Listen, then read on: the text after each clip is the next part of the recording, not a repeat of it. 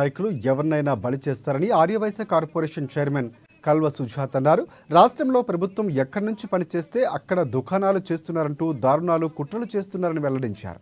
గాంధీ భవన్లో నిర్వహించిన మీడియా సమావేశంలో కల్వ సుజాతతో పాటుగా మహిళా cooperative development corporation chairman Bandru Shobharani కూడా పాల్గొని మాట్లాడారు. లగచర్ల దివాల్పూర్ గురుకులాల పాఠశాలలో జరిగిన ఫుడ్ పాయిజన్ ఘటన వెనుక బీఆర్ఎస్ పార్టీ కుట్ర దాగి ఉందని ఆమె అభిప్రాయపడ్డారు.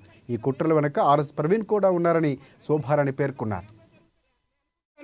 ఈ భాగంలో జరుగుతుందని చెప్పేసి మేము అనుమానపడతా ఉన్నాం. బలమైన నమ్మకంతో మాట్లాడుతూ ఉన్నాం. ఇవాళ దీని వెనుక ఆర్ఎస్ ప్రవీణ్ కుమార్ యొక్క హస్తం స్పష్టంగా కనిపిస్తా ఉన్నది.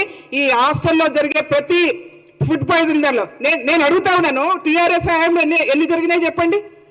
మాసాయిపేట ఇన్సిడెంట్ జరిగింది, బాసల్లో ఇన్సిడెంట్ జరిగింది.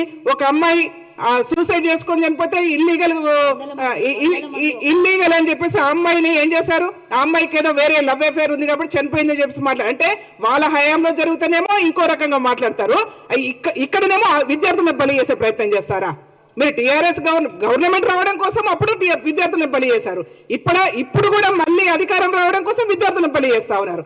ఏం తమాషాలు చేస్తున్నారా? మీరేమన్నా ఊరుకుంటాం అనుకుంటున్నారా? బిఫోర్ గవర్నమెంట్ తెలంగాణ రాష్ట్రంలో కాంగ్రెస్ పార్టీ అధికారంలోకి రావడానికన్నా 9 నెలల ముందు చూసినట్టయితే 900 మంది విద్యార్థులు ఇన్సిడెంట్ జరిగినాయి. ఏం చేస్తున్నారు వీళ్ళు? రాము గారు కానివ్వండి, లేకపోతే సురేష్ కానివ్వండి, వెంకటరాములు కానివ్వండి, వీళ్ళు ముగ్గురు 1 గంట ముందు భోజనం చేసిండ్రు. వారి ముగ్గురికి కూడా అస్వస్థత కావాలి కదా.